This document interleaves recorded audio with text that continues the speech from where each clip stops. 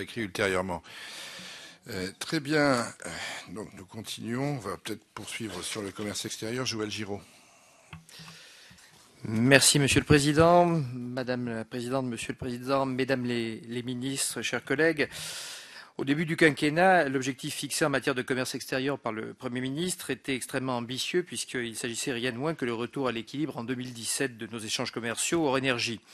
Vu le déficit record que la France venait de connaître en 2011, avec 73 milliards d'euros, d'aucuns pouvaient même trouver utopique un tel objectif. Les chiffres de 2012, déficit ramené à 67 milliards d'euros, ou plus encore ce qu'affichera l'année 2013, environ 60 milliards d'euros, montrent que notre pays, sur ce point, est plutôt sur la bonne voie.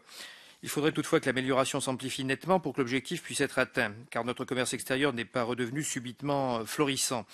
Son déficit demeure très important et ses défauts majeurs perdurent, notamment le faible nombre d'entreprises exportatrices en France et l'extrême concentration des exportations en volume sur les plus grandes d'entre elles. Reconnaissons tout de même que l'enrayement de notre déclin en la matière est le fruit d'une adaptation volontariste et concertée de notre système de soutien au commerce extérieur. Elle s'est poursuivie en 2013.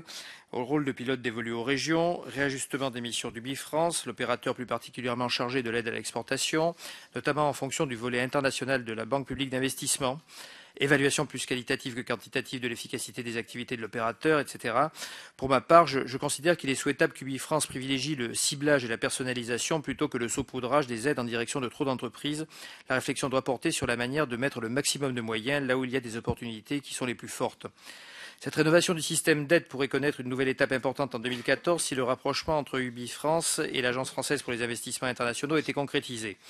Si vous voulez bien, je vous laisserai exposer les arguments en sa faveur, Madame la Ministre, qui ne sont pas négligeables, mais je ne vous cacherai pas mes réserves sur ce projet, notamment parce que les métiers de l'export et ceux de la promotion auprès des entreprises étrangères de l'attractivité du territoire français font appel à des compétences et à des cultures bien spécifiques.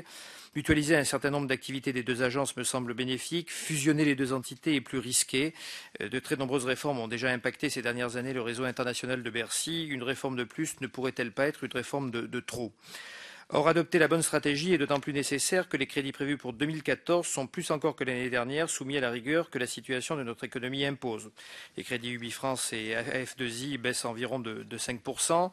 Cette participation à l'effort budgétaire ne devrait pas trop affecter l'efficacité des deux agences grâce au réajustement de leur organisation et de leur action, ainsi que leur articulation avec les autres structures de soutien au commerce extérieur français. C'est pourquoi, en tant que rapporteur pour avis au nom de la Commission des affaires économiques, j'émettrai un avis favorable à l'adoption des crédits du commerce extérieur pour 2014.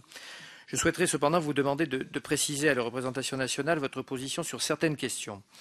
Premièrement, comment envisagez-vous les rapports entre les États-Unis et l'Europe et leur réciprocité suite aux révélations sur l'ampleur de l'espionnage nord-américain ? Ne viennent-elles pas inévitablement remettre en cause les relations de confiance que nécessitent les négociations sur le partenariat transatlantique de commerce et d'investissement lancé cette année ? Faut-il sinon remettre en cause la poursuite de ces négociations ou du moins les remettre à plat ? Pouvez-vous plus généralement faire le point sur les nombreux accords de libre-échange qu'a négocié ou que négocie l'Union européenne, Corée, Japon, Canada, Singapour ? Pouvez-vous nous apporter quelques précisions sur les négociations que va mener la Commission européenne en vue d'un accord d'investissement avec la Chine, devant favoriser l'accès des entreprises et investisseurs de chaque partenaire au marché de l'autre, négociation autorisée par les États membres de l'Union le 18 octobre dernier ? Pour en rester à la politique communautaire, si controversée qu'elle alimente une certaine défiance vis-à-vis de l'Europe de la part d'une partie des peuples européens, ce que je déplore, pourriez-vous nous donner votre point de vue sur le niveau de l'euro suite aux déclarations que je viens à nouveau d'entendre de M. Montebourg, qui le trouve trop élevé pour la compétitivité de notre industrie et qui souhaiterait qu'une véritable politique monétaire soit menée ? Cette position est en effet partagée par le très berlusconien commissaire européen à l'industrie, Antonio Tajani, quoique en son nom propre et d'ailleurs sans engager l'ensemble de la Commission. Y a-t-il sur ce point peut-être une nuance à apporter ? Je ne parlerai bien sûr pas de divergence. Le niveau de l'euro est-il un élément majeur pour lui, un élément parmi d'autres pour vous ? Je suis plutôt sur cette deuxième posture. On peut s'interroger sur l'écart dans l'importance donnée à cette question au niveau du diagnostic, mais surtout, et c'est de loin le plus important, sur la politique qu'il conviendrait de mener pour la traiter. Enfin, j'ai été très heureux, Madame la Ministre, que lors de votre audition par les 3 rapporteurs de l'Assemblée nationale, vous ayez manifesté un bien plus vif intérêt que l'an dernier sur la problématique des coopérations décentralisées. Celles-ci constituent en effet des structures originales d'aide à l'exportation.